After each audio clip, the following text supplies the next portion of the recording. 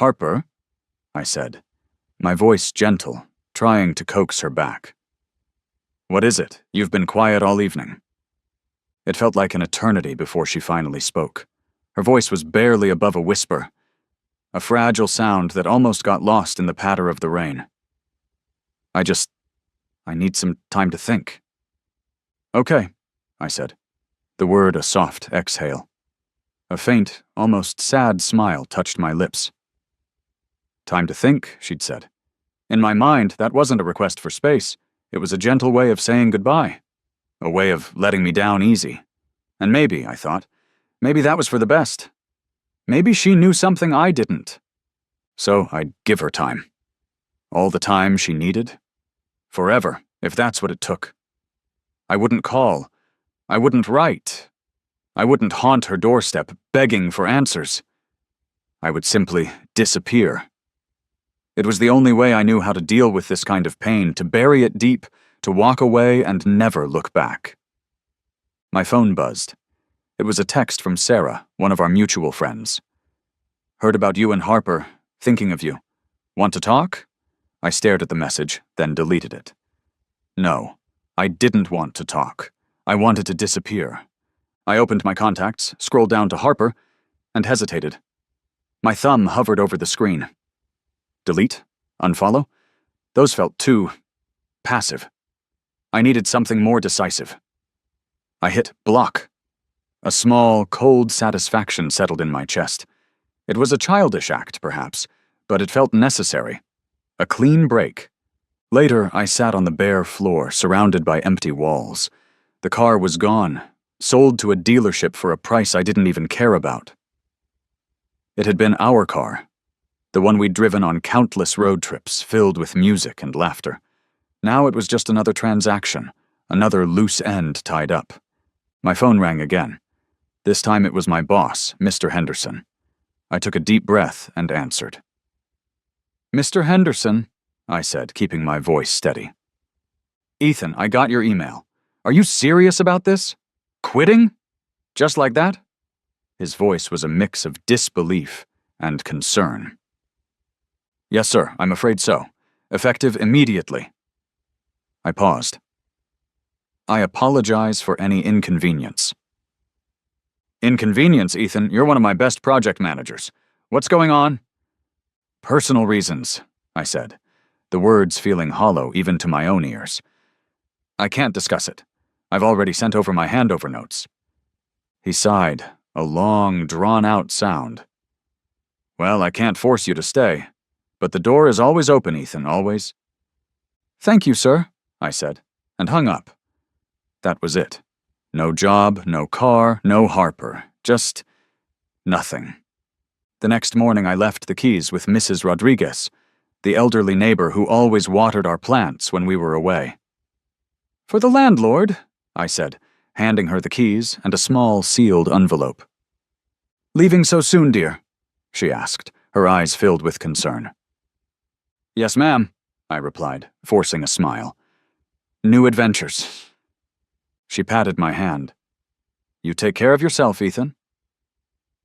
The highway stretched out before me, an endless ribbon of asphalt unwinding through a blur of landscapes. Days bled into weeks, weeks into months. I slept in cheap motels, the kind with flickering neon signs and paper-thin walls. I ate greasy diner food, the taste of it barely registering. I was a ghost, drifting through the country, unseen, unacknowledged. I worked odd jobs, dishwashing in a smoky diner in Nevada, where the waitress called me honey, and the coffee tasted like burnt dirt. Construction in Arizona, hauling lumber under a scorching sun, the physical exertion a welcome distraction. I kept a journal, a small, leather-bound book, but the entries were terse, factual. July 12th. Drove 300 miles. Gas, $45. Motel, $30. No emotions, no reflections. Just a record of my escape. I avoided cities, sticking to back roads and small towns. I grew a beard, let my hair grow long and shaggy. I was becoming someone else, someone unrecognizable, even to myself. It was a deliberate act of erasure. One entry, scrawled in the middle of the night in a motel room in Utah, was just a single word, repeated over and over. Why? Why? Why? But I quickly scratched it out, tearing the page from the journal and burning it in the ashtray. I couldn't afford to ask why. I just had to keep moving. It was a late afternoon in autumn when I stumbled upon the town. I wasn't even sure what state I was in anymore. I'd been driving for hours, following a winding mountain road that seemed to lead nowhere. Then, the trees opened up, and I saw it. A small valley, nestled between towering peaks, their slopes ablaze with the colors of fall. The town itself was small, just a few streets lined with quaint wooden buildings. It looked like something out of a postcard, picturesque and untouched by time. I felt a pull, a strange sense of peace I hadn't experienced in months. I found a diner, a rundown place called The Hungry Bear. The air inside was thick with the smell of coffee and frying bacon. I sat at the counter and ordered a burger and fries. Two old men were sitting nearby, talking in low voices. I caught snippets of their conversation. Millers are in a tough spot. Lodge is falling apart and can't afford to fix it. The Millers. The Lodge. Something about it piqued my interest. Maybe it was the desperation in their voices, or maybe it was just the need to stop running, to find something to anchor myself to. "Excuse me," I said to the waitress, a plump woman with a kind smile. "I overheard those gentlemen talking about the Millers. What's the story?" She sighed. "Ah, poor old folks. They own the Mountain View Lodge, up on the hill. Used to be the pride of this town, but it's seen better days. They're too old to keep up with it, and they're drowning in debt." "Is it for sale?" I asked, the question surprising even myself. She shrugged. "Doubt they'd find a buyer. It needs a lot of work." I paid for my meal, left a generous tip, and walked out. I found a boarding house, a creaky old Victorian building with a vacancy sign hanging crookedly in the window. I paid for a week in cash. I needed to stay. I needed to see this lodge. The next morning, I drove up the winding road to the Mountain View Lodge. The view was breathtaking, a panoramic vista of the valley and the surrounding mountains. But the lodge itself was a sad sight. The paint was peeling, the porch sagged, and several windows were boarded up. It had a grandeur to it, a faded elegance, but it was clearly in desperate need of repair.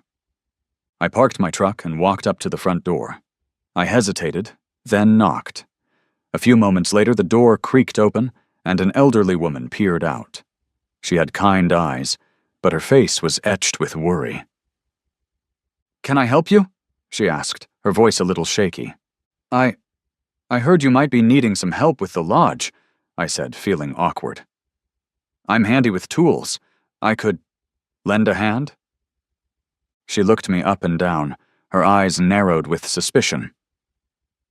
"We can't afford to pay anyone," she said bluntly.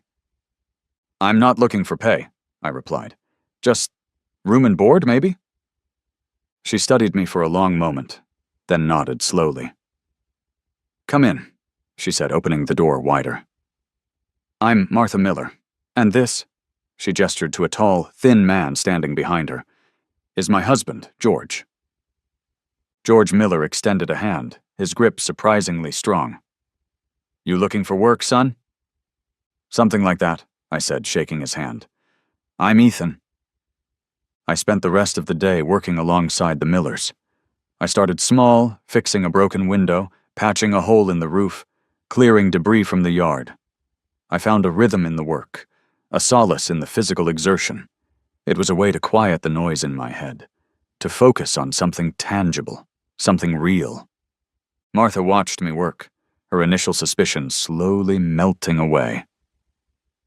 "You're a good worker, Ethan," she said, offering me a glass of lemonade. "Where'd you learn to do all this?" "Here and there," I said vaguely. "Picked it up along the way." George chuckled. "A man of mystery, eh?" I smiled, a genuine smile, the first one in a long time. "Something like that."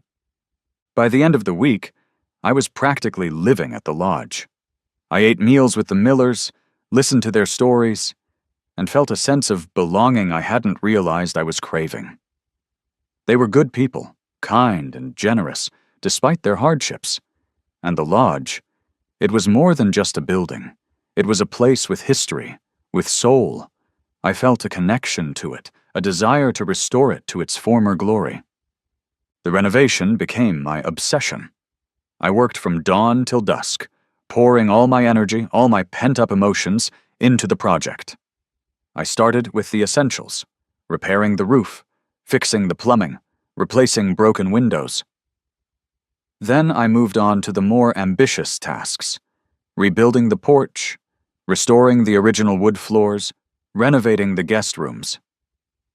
I learned as I went.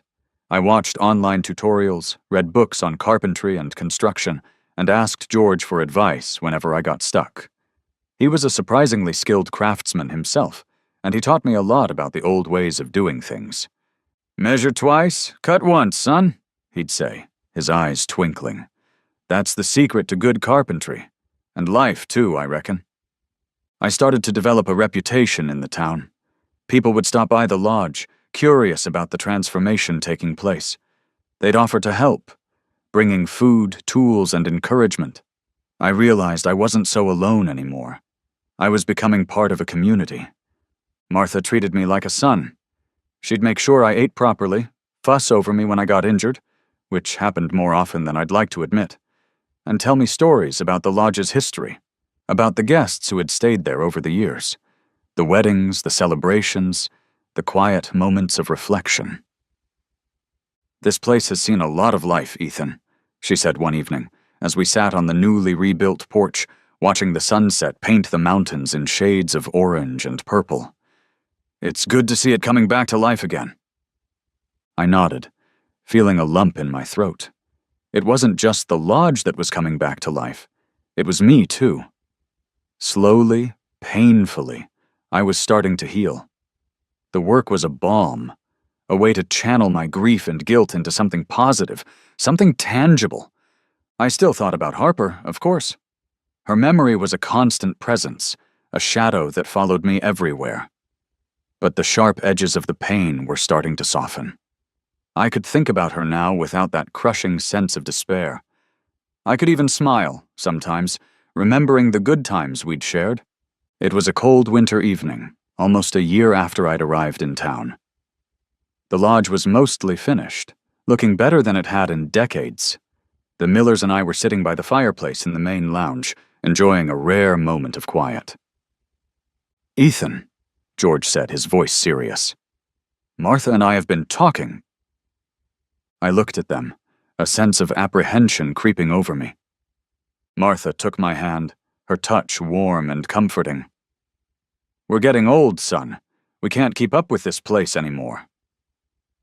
"We've been thinking," George continued, "about selling the lodge." My heart sank. I'd come to think of this place as my home, the Millers as my family. The thought of leaving was unbearable. "But," Martha said, her eyes twinkling, "we wouldn't sell it to just anyone. We'd want it to go to someone who cares about it as much as we do, someone who'd keep its spirit alive." George nodded. "We'd like to sell it to you, Ethan." I was stunned. I hadn't expected this. "But I don't know if I can afford it," I stammered. "We're not asking for much," George said. "Just enough to cover our debts and give us a little something to live on. We know you'll take good care of it." I thought about it for a long moment. I had savings, more than I'd realized. My frugal lifestyle on the road, combined with the money I'd earned from odd jobs, had accumulated into a substantial sum. It was enough. I'd be honored," I said, my voice thick with emotion. "I'll do my best to make you proud." And so I became the owner of the Mountain View Lodge. The Millers stayed on, of course. They were part of the deal. They became my advisors, my confidants, my family. The lodge became my life's work. I poured all my energy into making it a success. I had a knack for hospitality, it turned out. I understood what people were looking for. a place to escape, to reconnect with nature, to find peace and quiet. I expanded the lodge, adding more cabins, each one carefully designed to blend seamlessly with the surrounding landscape. I built a restaurant, serving locally sourced food, prepared with simple elegance. I added a spa, offering treatments inspired by the natural world. I marketed the lodge as a haven of silence and seclusion, attracting guests from all over the world. Writers, artists, musicians, stressed-out executives, they all came seeking refuge from the noise and chaos of modern life. Word spread. The lodge was featured in travel magazines, on websites, in social media posts. I became known as the Mountain Man, the reclusive entrepreneur who had created a sanctuary in the wilderness. I eventually bought other properties in nearby mountain areas, carefully selecting locations that offered the same sense of tranquility and natural beauty. I built a small chain of silent mountain resorts, each one reflecting my commitment to simplicity, sustainability, and serenity. I became wealthy, far wealthier than I'd ever imagined. But money was never the motivation. It was a byproduct of my passion, my dedication to creating spaces of peace. I used my wealth to support the local community, to protect the environment, to give back to the place that had given me so much. Now, I was in my late 30s. I lived in a beautiful cabin, built on a hillside overlooking the original lodge. It was a minimalist space, all clean lines and natural materials. Large windows framed stunning views of the mountains. It was a reflection of my inner state, uncluttered, spacious, but also empty. I had no close relationships. I had employees, business partners, acquaintances, but no one I could truly call a friend. The Millers were the closest thing I had to family, but even with them I maintained a certain distance. I'd built walls around my heart, thick, impenetrable walls, designed to protect me from the pain of loss. Sometimes late at night, I'd find myself digging out a small wooden box from the back of a closet. Inside were a few old photos of Harper, a dried flower she'd given me, a handwritten note. I'd look at them, trace her face with my fingertip, and feel a pang of longing so intense it almost took my breath away. But then I'd quickly put them back, sealing the box, burying it deep, just like I'd buried my emotions. I was a man who had achieved everything, yet possessed nothing of real value. I had found peace, a kind of stoic acceptance of my solitude, but I had not found happiness. I was a ghost in my own life, a successful, respected, and utterly alone. I had traded a life of love for a life of building. It was another one of those days. Rain lashed against the windows of my office, a relentless drumming that matched the rhythm of my own restless thoughts. I was sitting at my desk, staring at a spreadsheet filled with numbers that seemed to blur and shift before my eyes. I couldn't focus. The mail arrived, a small stack of envelopes delivered by Sarah, the young woman who managed the front desk. Mostly bills, a few brochures, the usual junk. But then I saw it. A handwritten envelope, addressed in a script I didn't recognize. The postmark was from my hometown. My heart skipped a beat. A wave of unease washed over me, a cold premonition. I almost tossed it aside, unopened. I didn't want to know. I didn't want to be reminded of the life I'd left behind, but something. Some stubborn sense of curiosity, or perhaps a lingering hope, made me hesitate. I picked it up, my fingers trembling slightly. The paper felt thin and fragile in my hand.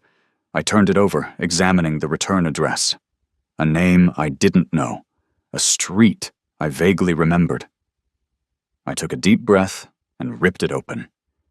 The letter was written in a hurried, almost frantic scrawl. I scanned the first few lines, my eyes widening in disbelief.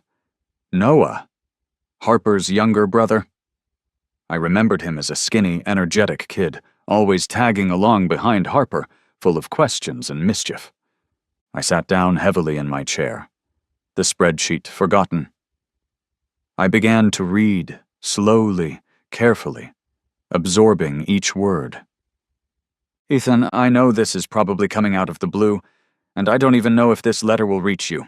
I've been trying to find you for months. I hope this address is still correct. It's about Harper. She's gone. She disappeared 3 years ago. The police investigated, but they couldn't find anything. The case went cold. I know you and Harper... It didn't end well, but I always hoped that you still cared about her. I'm desperate, Ethan. I've followed every lead, every dead end. I'm running out of options. I found some old social media posts, some mutual friends. That's how I tracked you down. I know it's a long shot, but I'm begging you. If you know anything at all, that could help me find her, please contact me. I'm including my phone number and email address. Please, Ethan. Please help me find my sister. She's all the family I have left. Noah. The letter slipped from my numb fingers and fluttered to the floor. I stared at it, the words blurring through a sudden film of tears. Harper. Gone. Disappeared. The words echoed in my mind, a hollow, terrifying sound. The past, the life I'd so carefully buried, came rushing back with the force of a tidal wave. Memories flooded my mind. Harper's laughter, her smile, the way she used to look at me, as if I were the only person in the world. The scent of her perfume, the feel of her hand in mine, the sound of her voice singing softly along to the radio. Guilt, sharp and agonizing, pierced through me. I'd abandoned her. I'd walked away without a backward glance, convinced I was doing the right thing, giving her the space she'd asked for. But what if she'd needed me? What if I'd misinterpreted everything? I looked out the window at the mountains that had become my refuge, my sanctuary. For years, I'd found solace in their silence, in their unchanging presence. They represented stability, security, a life free from the messy complications of human relationships. But now, the mountains seemed to mock me. Their silence felt oppressive, their grandeur indifferent. What good was all this, if Harper was out there, somewhere, alone and in need? The decision was a battle waged within me. One part of me, the wounded, fearful part, wanted to stay hidden, to protect the fragile peace I'd built. The other part, the part that still loved Harper, that had never stopped loving her, screamed at me to go back, to face the past, to do whatever it took to find her. It wasn't a logical decision. It was a gut feeling, a primal instinct. It was the realization that I couldn't live with myself if I didn't at least try. I picked up the letter again, my hand shaking. I read Noah's phone number, memorized it, then picked up my own phone. I had to make some calls. The next few hours were a blur of activity. I called my most trusted employee, Sarah, the one who had delivered the mail. "Sarah, I need you to take over for a while," I said, my voice surprisingly steady. "Something's come up. I have to leave town."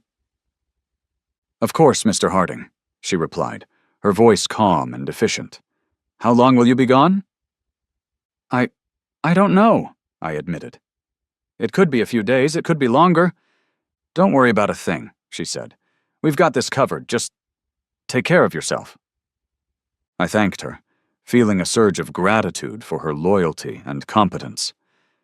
I then called the Millers, who were having dinner at the lodge. "George, Martha," I said, "I need to ask a favor." "Anything, Ethan?" George replied, his voice warm and reassuring. "I have to go away for a while. A family matter. I don't know how long I'll be gone." There was a brief silence, then Martha said, "You go, son. We'll keep things running here. Just be careful." "I will," I promised. I packed a small bag, throwing in a few changes of clothes, a toothbrush, my journal. This time the bag felt heavy, laden with the weight of the past, the uncertainty of the future. I stood in the doorway of my cabin, looking back at the life I'd built. It was a good life, a comfortable life. But it wasn't enough. I got into my truck, the engine roaring to life in the quiet mountain air. As I drove away, the mountains loomed behind me, silent witnesses to my departure. The closer I got to my hometown, the more the anxiety gnawed at me. I was driving back into the storm, into the heart of the pain I'd tried so hard to escape. But this time, I wasn't running away. I was running towards something, towards Harper, towards the truth, towards a chance, however slim, at redemption. I checked into a generic hotel on the edge of town, using the name Mr. Harris. I didn't want anyone to recognize me, not yet. I needed time to gather information, to understand what had happened to Harper before facing the ghosts of our shared life. I'd arranged to meet Noah at a diner on the outskirts of town, a place with faded booths and a clientele of truckers and early risers. I chose it for its anonymity, its distance from the heart of our old life. I spotted him immediately. He was sitting in a booth by the window, his face illuminated by the pale morning light. He was older, of course. The teenage boy I remembered replaced by a man in his late 20s. His face was lined with worry, his eyes tired and shadowed.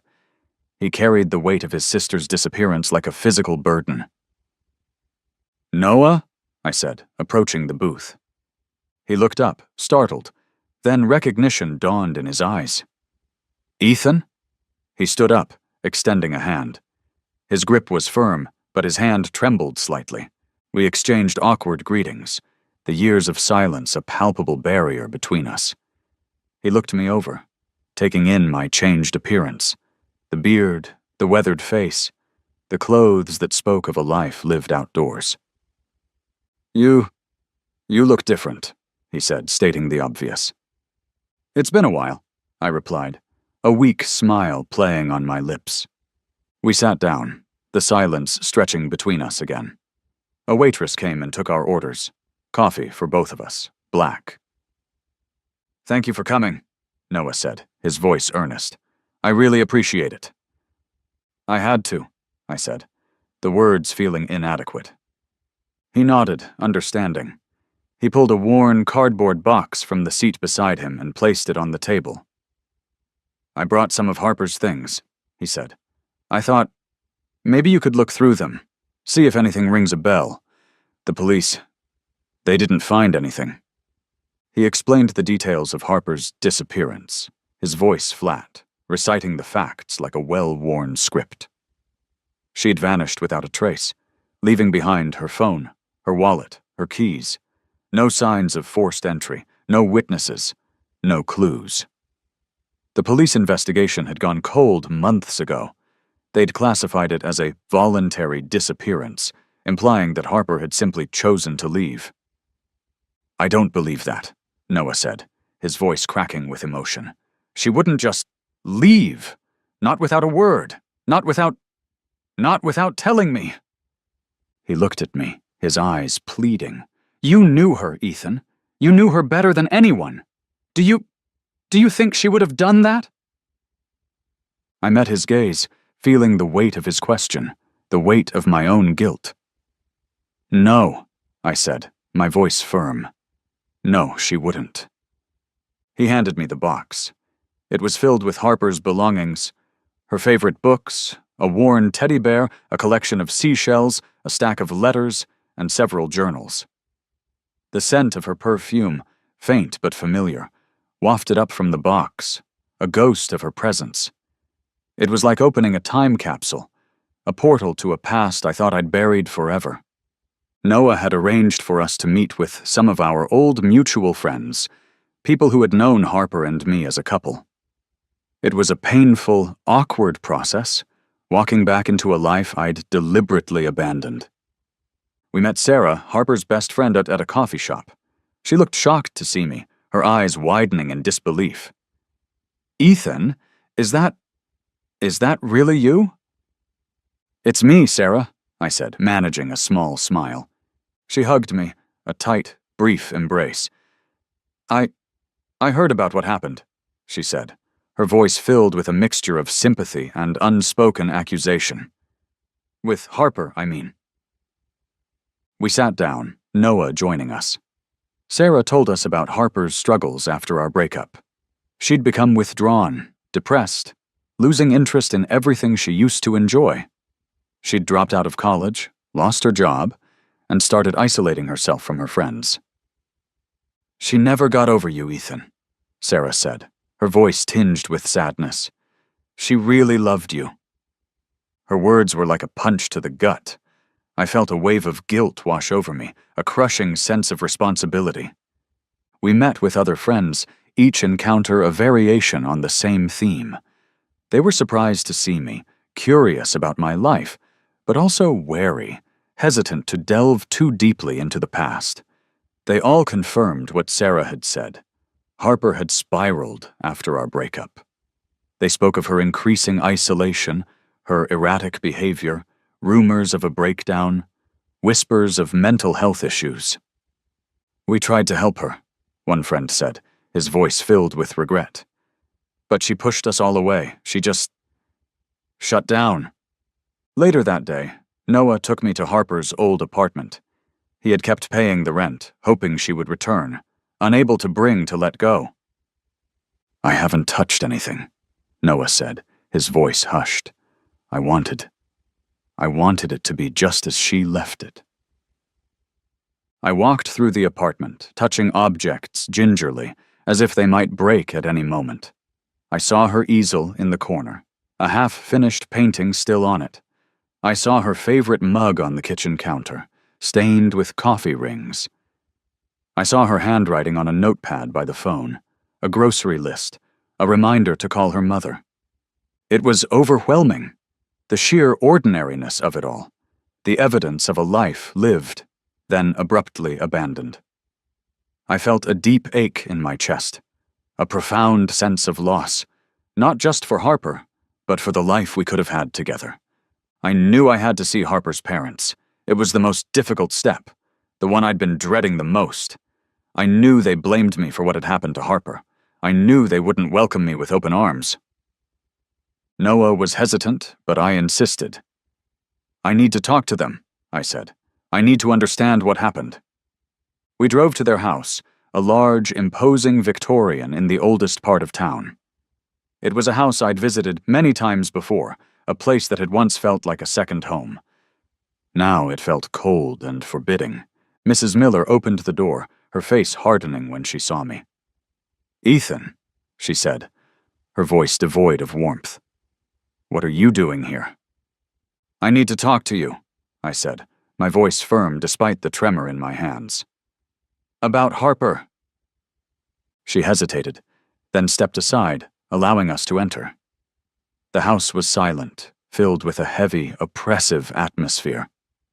Mr. Miller was sitting in the living room reading a newspaper. He looked up, his eyes narrowing as he saw me. "You," he said, his voice filled with barely controlled anger. "You have a lot of nerve showing your face here." "I know you blame me," I said, trying to remain calm. "But I need to know what happened to Harper. I need to understand." "You abandoned her," Mrs. Miller said, her voice sharp. "You broke her heart. You left her when she needed you the most." "I didn't know," I said, the words feeling inadequate, hollow. "I didn't know she was struggling." "You should have known," Mr. Miller shouted, slamming his newspaper down on the coffee table. "You should have been there for her." The confrontation escalated quickly. They accused me of being selfish, of being insensitive, of being the cause of all of Harper's problems. I tried to defend myself, to explain my actions, but my words seemed to fall on deaf ears. "We know more than you think we know, young man," Mr. Miller said, his eyes blazing. I realized they were hiding something. They knew more about Harper's disappearance than they were letting on. "What aren't you telling me?" I demanded, my voice rising. "What happened to Harper? Where is she?" The argument reached a fever pitch, ending with Mr. Miller ordering me to leave, his face contorted with rage. "Get out of my house," he roared, "and don't ever come back." I left, feeling defeated and frustrated. But I also felt a flicker of determination. I knew they were lying. I knew they were hiding something, and I was going to find out what it was. Back at Noah's apartment, we were both exhausted and disheartened. The confrontation with Harper's parents had been emotionally draining, leaving us with more questions than answers. Noah, however, hadn't given up.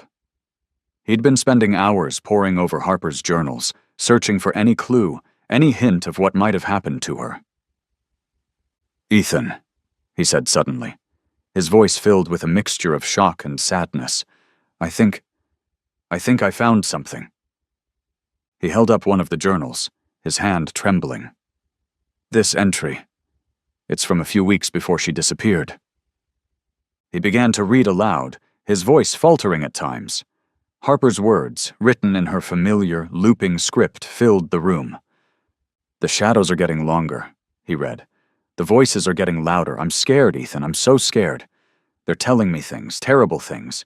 They're telling me I'm a danger to everyone I love. I went to see a doctor. He said I have something called schizophrenia. He said it's a disease of the mind. He said it can be treated, but I don't know if I can do this. I don't know if I'm strong enough. I'm thinking about leaving, about disappearing. It would be better for everyone, especially for Ethan. He deserves someone normal, someone who doesn't hear voices, someone who doesn't see things that aren't there.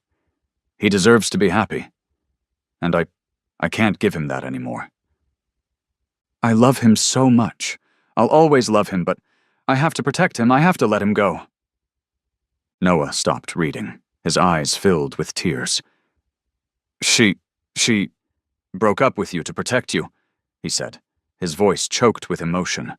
She thought she was a burden." I sat there, stunned, unable to speak. The truth hit me with the force of a physical blow. Harper hadn't stopped loving me. She'd been suffering, silently, battling a terrifying illness. And I, in my ignorance, in my pride, had abandoned her. We went back to Harper's parents' house, armed with the journal, with the undeniable proof of their daughter's suffering. This time I didn't ask. I demanded. "You knew," I said, my voice cold and hard. "You knew about her illness. You knew why she broke up with me." They tried to deny it at first. They tried to bluster, to deflect, to blame me again, but I wouldn't let them. I showed them the journal entry, forced them to read Harper's own words. Finally, Mrs. Miller broke down, sobbing uncontrollably. Mr. Miller's face crumpled, his anger replaced by a look of utter defeat. "We were scared," Mrs. Miller confessed, her voice trembling. "We didn't know what to do. We thought we were protecting her." They admitted that they had known about Harper's diagnosis. They had feared the stigma of mental illness, the judgment of their friends and neighbors. They had convinced themselves that they could handle it on their own, that they could protect Harper from the world. They revealed that they had forced Harper into treatment abroad, at a private clinic in Switzerland. They had told her it was a retreat, a place to rest and recover. They had intercepted her letters to me, destroying them to prevent me from contacting her, from interfering with their plans. We thought it was for the best," Mr. Miller said, his voice barely a whisper. "We thought we were doing the right thing." Their words were a twisted justification for their actions, a desperate attempt to absolve themselves of guilt. But I saw the pain in their eyes, the regret, the realization that they had made a terrible mistake. I felt a surge of anger, so intense it made me shake. I wanted to lash out, to scream at them, to make them feel the pain they had inflicted on Harper, on me. "You destroyed her life," I shouted, my voice raw with emotion. "You took away her choices, her freedom, her love. You kept us apart. You lied to me, you lied to her, you lied to everyone." But then, I saw the devastation in their faces, the utter hopelessness of their situation, and the anger began to dissipate, replaced by a profound sense of grief. I realized that Harper had never stopped loving me. She had sacrificed her own happiness to protect me, to shield me from the burden of her illness. And I, in my ignorance, had walked away, leaving her to face her demons alone. I sank to my knees, the weight of my guilt crushing me, I wept, openly, unashamedly, for the lost years, for the lost love, for the pain that Harper had endured. It was the first time I'd allowed myself to truly grieve, to feel the full force of my loss. After leaving the Miller residence, I sat with Noah at his kitchen table. He pushed the box of Harper's belongings towards me. "I can't go through these right now, Ethan. I just can't." I nodded slowly, a lump in my throat. He left, and I sat alone with the box. I opened the letters, one by one. They were not addressed, but they were clearly meant for me. Harper's words were a window to her soul, and to our love. She wrote about the small joys, the mundane. She wrote about her fears, about the voices, but most of all, she wrote about hope. She talked about us, about what she dreamed we would do, the places we would see. "I saw a painting of a small cove today. It had a little house overlooking the sea. Can you picture us there, Eth? Maybe someday." I recognized the description. I had even bought her that painting. I knew now. There was a map in her head, a path she'd laid out, even in her darkest hours. I felt a glimmer of hope, the first real spark since receiving Noah's letter. The memory surfaced unexpectedly, a vivid image of a painting I'd given Harper years ago. It was a landscape, a depiction of a secluded cove on the coast. We'd stumbled upon it during a weekend trip, a hidden gem tucked away from the tourist crowds. It had become our place, a symbol of our shared love for the sea, for solitude, for each other. "Noah," I said, my voice urgent. "Do you still have that painting? The one I gave Harper of the coast?" He looked at me, puzzled. "I think so. It's in storage with some of her other things." "Why?" "I need to see it," I said. I think there might be something there." We drove to Noah's apartment, a small, cluttered space filled with boxes and memories. He found the painting, wrapped in bubble wrap, leaning against a wall. I carefully unwrapped it, my hands trembling with anticipation. It was exactly as I remembered it, a serene landscape, depicting a rocky cove, a crescent of sandy beach, and a small, white cottage perched on a cliff overlooking the sea. I examined the painting closely, running my fingers over the canvas, searching for anything unusual. And then I saw it. A tiny, almost invisible inscription, scratched into the paint on the back of the canvas, near the artist's signature. It was a line from a poem by E. E. Cummings, a poem we both loved, a poem about finding peace and solace in nature. "For whatever we lose, like a you or a me, it's always ourselves we find in the sea." My heart leaped. It was a message, a clue. Harper had left me a breadcrumb trail, a path to follow. She wanted me to find her. The drive to the coast was a blur of highway and anticipation.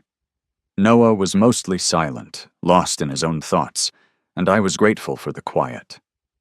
We checked into a small, rustic inn, the Seagull's Rest, the only one in the immediate vicinity. It was the kind of place with weathered shingles, creaky floors, and a view of the ocean that could steal your breath away. I couldn't sleep.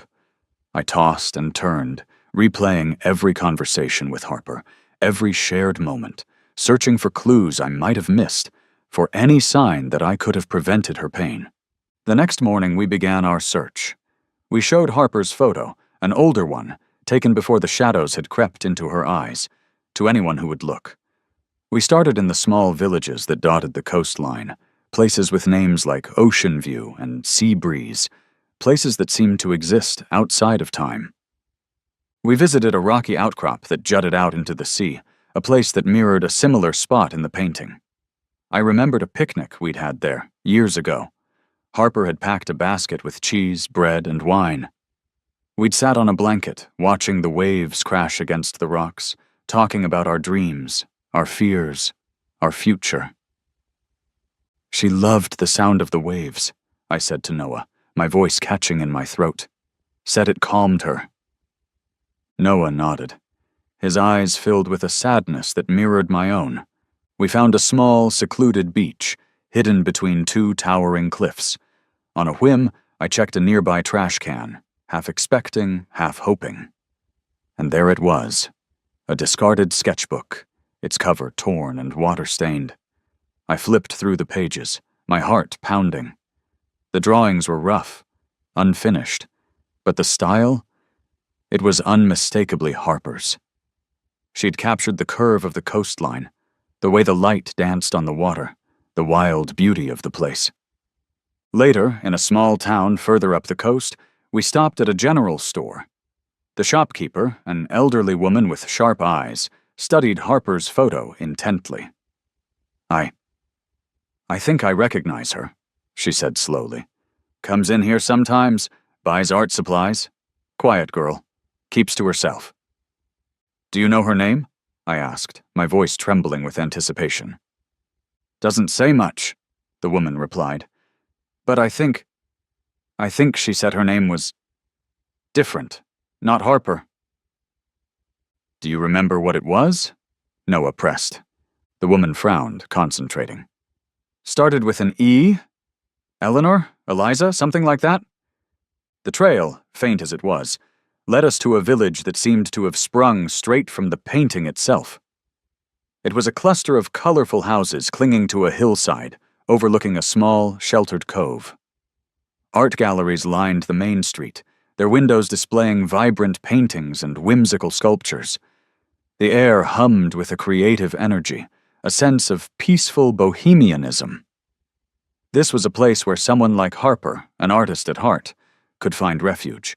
We went to the largest art gallery, the Cove Gallery. A bell jingled as we entered. The walls were covered with paintings, mostly landscapes and seascapes. A middle-aged woman with paint-splattered overalls and a warm smile greeted us. Can I help you? She asked. I took a deep breath and showed her Harper's photo. We're looking for this woman, I said. We were told she might be in this area. The woman studied the photo, her eyes widening slightly. Elena, she said, a smile spreading across her face. That's Elena. She teaches art classes to the children here, at the community center. She's a wonderful artist, very talented. My heart leaped. Elena! Harper! I felt a surge of relief, so powerful it almost buckled my knees. I was close, so close. Do you know where she lives? I asked, trying to keep my voice steady. Sure, the woman said. She has a little cottage on the cliffs just outside of town. It's the one with the white picket fence and the flower boxes. You can't miss it. She gave us detailed directions, her smile reassuring. We followed the gallery owner's directions, driving slowly along a winding coastal road. And then there it was. A small, whitewashed cottage, perched on a cliff overlooking the sea. It was exactly like the cottage in the painting. Smoke curled from the chimney, a sign of life, of warmth. Flower boxes overflowing with bright blooms adorned the windowsills. It was a picture of idyllic peace, a haven. I parked the truck a short distance away. Noah looked at me, his eyes filled with a mixture of hope and apprehension. You should go alone, he said. This is between you and her. I nodded, understanding. He was right.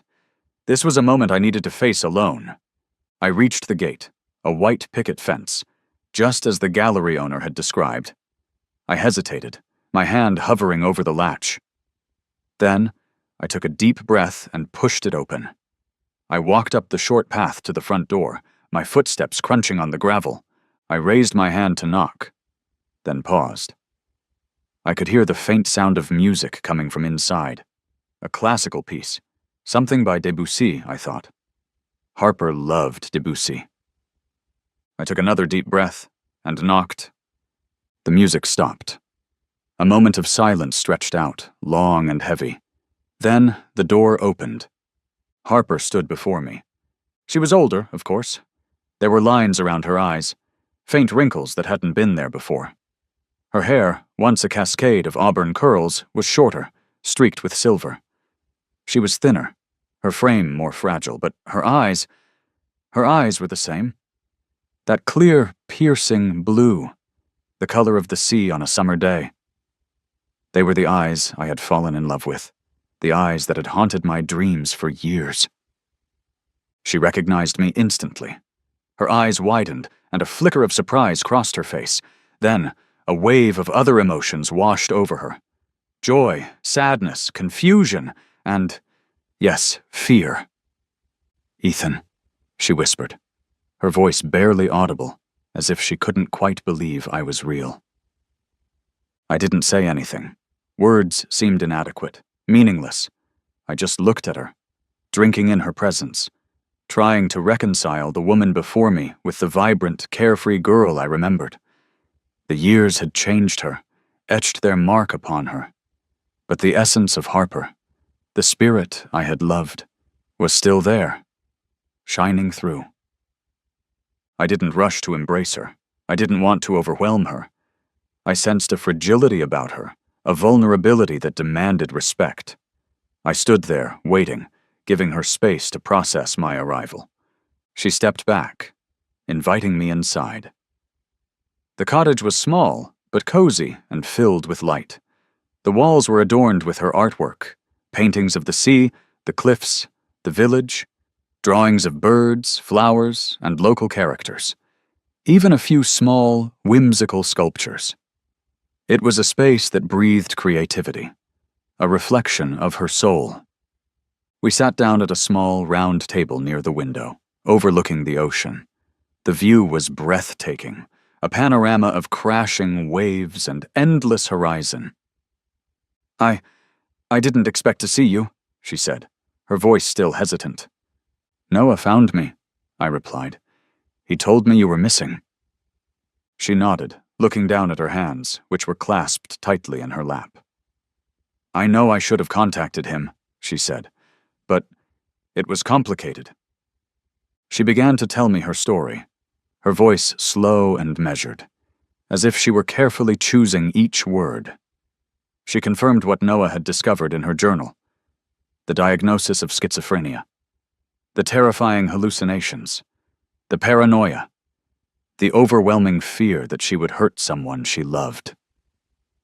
I thought I was protecting you, Ethan," she said, her eyes meeting mine. "I thought it would be better if you didn't know, if you didn't have to deal with me." She told me about the clinic in Switzerland, the sterile environment, the endless therapy sessions, the medication that dulled her senses but also quieted the voices. "It helped," she said, "but it wasn't living. I felt like a prisoner, trapped in my own mind." She explained how she had eventually run away, not to escape treatment, but to find her own way to heal on her own terms. She'd changed her name to Elena, a way to shed the burden of her past, to start anew. "I found this place," she said, gesturing around the cottage, "and it felt right. The sea, the art, the quiet, it helped me to find some peace." She was lucid, articulate, her thoughts clear and coherent, but there was a fragility about her, a vulnerability that made my heart ache. The illness hadn't vanished. It was simply managed, controlled. She was still walking a tightrope, still battling her inner demons. I listened patiently, letting her speak without interruption. I offered her no judgment, only understanding and compassion. When she finished, I told her about my own journey, about the years I'd spent running away, hiding in the mountains, building a life that was successful but ultimately empty. "I made a mistake, Harper," I said, my voice raw with emotion. "I should have been there for you. I should have listened. I should have fought for us." I didn't ask her to forgive me. I didn't deserve her forgiveness. I didn't ask her to come back to me. I didn't expect her to abandon the life she'd built here. I just wanted her to know one thing. "I never stopped loving you, Harper," I said, my voice firm, unwavering. "Never." The unspoken question hung in the air between us, heavy with unspoken emotions. Is there any hope for us? After all this time, after all this pain, could we ever find our way back to each other? Harper looked down, fiddling with a small, smooth stone she'd picked up from the beach. Her fingers traced its contours, as if seeking an answer in its texture. The silence stretched, filled only with the sound of the waves outside. Finally, she lifted her head, her blue eyes meeting mine. "I waited, Ethan," she said, her voice soft, almost a whisper. "I waited so long. I painted this cottage," she gestured around the room, "hoping somehow you'd find this place. And me." A faint smile touched her lips, a bittersweet expression of longing and resignation. But then the years passed, and I wasn't even sure if I deserved a second chance with you.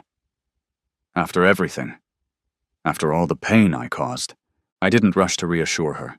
I didn't try to sweep away her doubts with empty promises. I understood her hesitation, her fear. She'd been through so much, and she needed time, space, and most importantly, respect. "I understand," I said, my voice gentle. I don't expect anything from you, Harper. I needed to see you, to know you were okay, to tell you the truth." I paused, taking a deep breath. Are you happy here, Harper?"